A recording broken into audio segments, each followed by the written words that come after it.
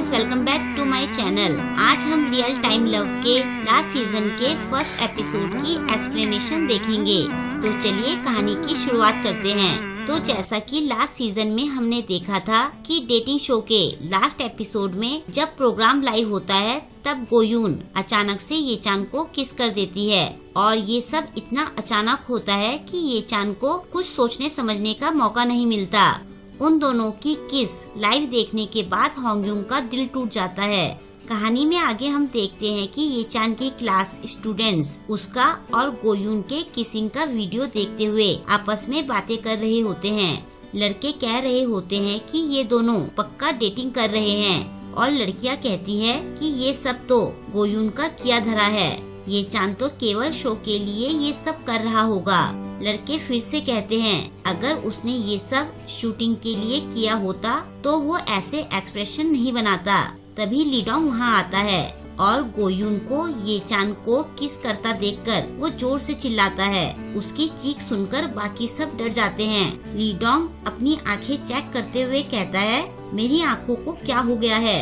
उसके फ्रेंड्स पूछते हैं तुम्हारा चश्मा कहाँ गया। लीडोंग कहता है मेरी आंखों की सर्जरी हुई है, लेकिन ये गोयून ये चान को किस क्यों कर रही है।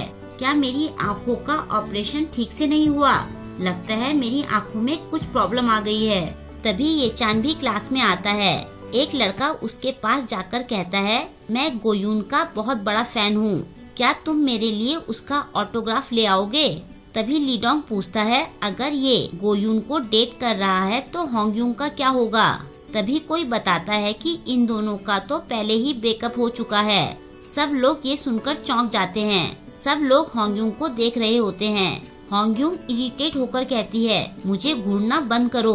पीछे बैठे दो लड़के कहते हैं क्यों, क्या तुम्हें इसलिए बुरा लग रहा है क्योंकि तुम ये चान की एक्स हो? क्या तुम अभी तक उसे भूली नहीं हो? ये सुनकर होंगयुंग को बहुत गुस्सा आता है।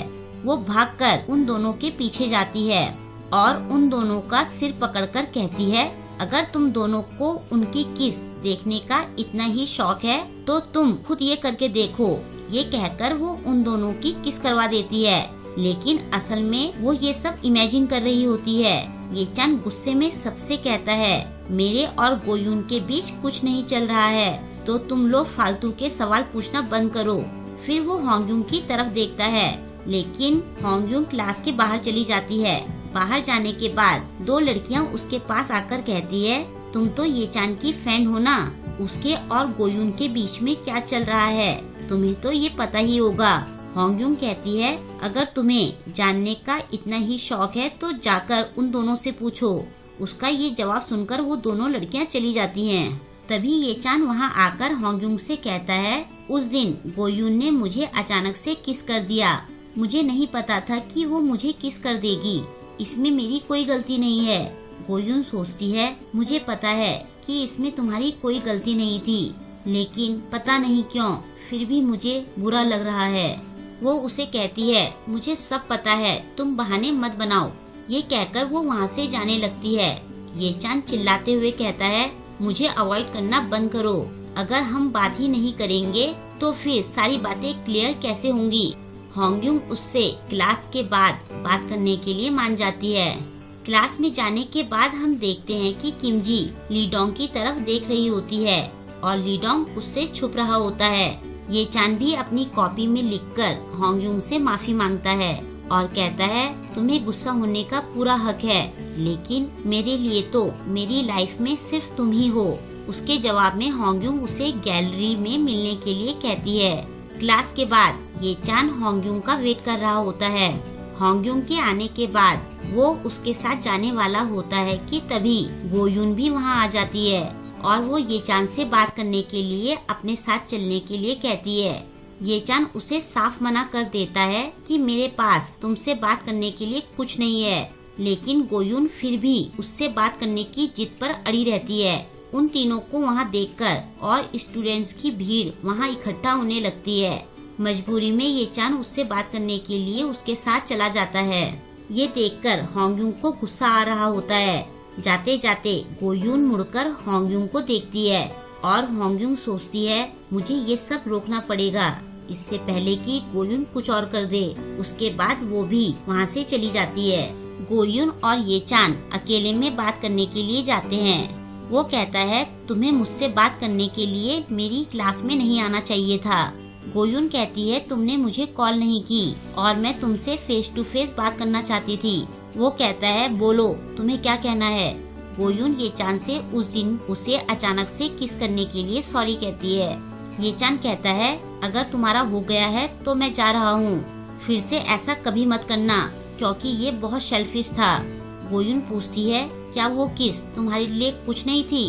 तुमने मुझे नहीं रोका, तुमने भी तो कुछ फील किया होगा, इसलिए तो जब मैं दुखी होती थी तो तुम मेरा मूड ठीक करने के लिए आ जाते थे। तुम्हें पता था कि मैं तुम्हारे लिए क्या फील करती हूँ। इसका मतलब तो ये हुआ कि तुम भी मेरे लिए ऐसा ही कुछ फील करते हो। ये चान उसे कुछ जवाब नहीं दे पाता। उसी टाइम होंगयुंग भी वहाँ आ जाती है और कहती है तुम उसे जवाब क्यों नहीं दे रहे हो? क्या उसने जो कहा वो सच है? ये सुनकर ये चान कहता है क्या तुम उसकी बातों पर यकीन कर रही हो? होंगयुंग कहती है क्या किस करते हुए तुम सच में सीरियस थे? गोयुन कहती है अगर वो मेरे लिए सीरियस है तो तुम्हें इससे क्या? अगर तुम्हें इस बात का इतना ही डर था तो तुम्हें इसे शो में हिस्सा ही नहीं दिलाना चाहिए था। होंगयुंग और गोयुन दोनों आपस में लड़ने लगती हैं। ये चान होंगयुंग को वहाँ से चलने के लिए कहता है तो होंगयुंग कहती है नहीं, आज तो सारी बातें यही क्लियर होंगी। फिर वो उसका कॉलर पकड़कर पूछती है बताओ हम दोनों में से तुम किसके साथ रहोगे? ये चान उसे समझाने की कोशिश करता है लेकिन होंगयुंग नहीं मानती। ये सब देखकर गोयुन खुश हो रही होती है। ये देखकर होंगयुंग को और गुस्सा आ जाता है। वो ये चान का कॉलर पकड़कर खींचने लगती है। गोयुन भी ये चान की शर्ट पकड़ लेती है। दोनों एक साथ जोर लगाती हैं और ये चान की शर्ट के सारे बटन टूट जाते हैं। ये देखकर गोयुन उसकी शर्ट को पकड़ते हुए उससे पूछती है क्या तुम ठीक हो? उन दोनों को ऐसे क्लोज देखकर होंगयुंग कहती है वाह क्या बात है, जब तुम दोनों साथ में इतने क्यूट लग रहे हो तो तुम दोनों को साथ में रहना चाहिए। ये चान कहता है तुम्हें समझ भी आ रहा है कि तुम क्या कह रही हो? होंगयुंग कहती है अब हमारे बीच सब खत्म हो गया है। वो ये कहकर वहाँ से जाने लगती है तो ये चान भी उसके पीछे पीछे जा रहा होता है लेकिन होंगयुंग उसे पीछे आने के लिए मना करती है। होंगयुंग गुस्से में जा रही होती है तभी वो किसी से टकराती है। कोई उसका हाथ पकड़ता है। उसे लगता है कि ये चान ने उसे पकड़ा हुआ है।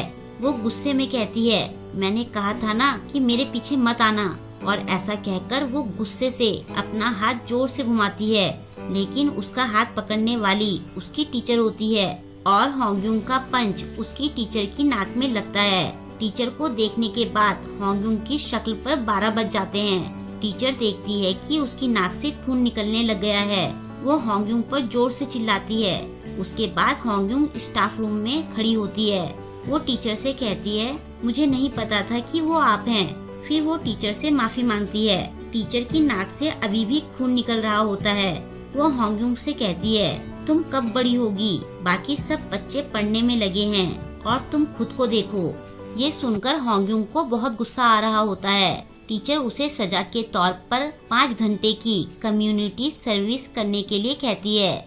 जैसे ही होंगयुंग स्टाफ रूम से बाहर निकलती है तो वो किसी से टकराती है। जब वो सिर उठाकर देखती है तो उसके सामने यूजिन खड़ा होता है।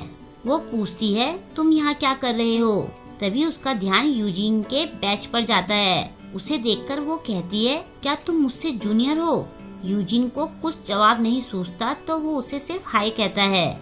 दूसरी जगह जाकर वो यूजिन से कहती है क्या तुम्हें मैं बेवकूफ लगती हूँ?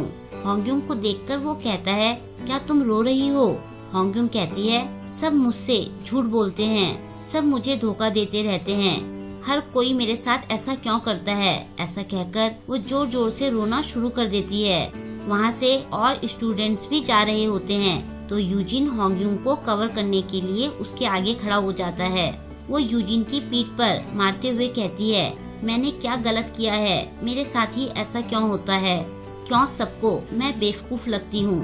तभी यूजिन पीछे मुड़कर उसका हाथ पकड़कर कहता है तुम बेवकूफ नहीं हो, तुम बहुत स्ट्रॉन्ग हो। फिर वो होंगयुंग को हक करके उसे चुप कराते हुए कहता है सब ठीक हो जाएगा। तभी ये चान लीडोंग से बात करते हुए वहाँ आता है। यूजिन को देखकर लीडोंग कहता है, ये यहाँ क्या कर रहा है, और उसके साथ तो होंगयुंग है ना, वो उसकी बाहों में क्यों है। ये देखकर ये चान सोचता है होंगयुंग दूसरे लड़के के सामने रो रही है। उसे याद आता है कि जब होंगयुंग का पहला ब्रेकअप हुआ था तो वो कितना रोई थी, और उस वक्त पूरे टाइम वो उसके साथ था। उसने हर तरह से उसे चुप कराने की कोशिश की थी। उसके बाद जब फिर से होंगयुंग का 8वीं बार ब्रेकअप हुआ था तो वो अपने घर से स्पेशली उसके लिए आया था। ब्रेकअप की वजह पूछने पर होंगयुंग ने उसे बताया था कि उसके एक्स को उसके पतले होंठ पसंद नहीं आए थे। तब ये चान ने होंगयुंग से कहा था कि तुम्हारे पतले होंठ ही तो तुम्हें अट्रैक्टिव बनाते हैं। अच्छा हुआ जो तुमने उससे ब्रेकअप कर लिया। उस टाइम भी जब वो रो रही थी तो तब भी मैं उसके साथ ही था, और जब हेजिन से होंगयुंग का ब्रेकअप हुआ था तब भी मैंने ही उसे संभाला था। अब मेरी जगह कोई और है। ये चान अपनी जगह किसी और को लेता देख रहा था। वो सोचता है ये सब ठीक नहीं हो रहा है। होंगयुंग की लाइफ में मेरी जगह कोई और नहीं ले सकता है। वो उन दोनों के पास जाता है। यूजिन उसे आता देख रहा होता है। उनके पास जाकर ये चान यूजिन से कहता है, होंगयुंग से अपना हाथ हटाओ। उसकी आवाज सुनकर होंगयुंग चौंक कर ये चान को देखती है। ये चान और यूजिन एक दूसरे को घूर रहे होते हैं, और यहीं पर यह एपिसोड खत्म हो जाता है। रियल टाइम लव का 4th सीजन अब तक के सीजन में सबसे अच्छा है। पहले एपिसोड को देखकर आपको ये पता चल ही गया होगा, और आगे आने वाले एपिसोड में आपको और भी ज्यादा मजा आएगा। तो देखते रहिए इसके नेक्स्ट एपिसोड को। आपको ये एपिसोड कैसा लगा मुझे कमेंट करके जरूर बताएं, और वीडियो को लाइक और शेयर करना ना भूलें। अगर अभी तक आपने मेरे चैनल को सब्सक्राइब नहीं किया है तो अभी मेरे चैनल को सब्सक्राइब कर लें, और लेटेस्ट वीडियोस की नोटिफिकेशन पाने के लिए बेल आइकन को प्रेस करना ना भूलें। मिलते हैं जल्द ही नेक्स्ट वीडियो के साथ। Thank you.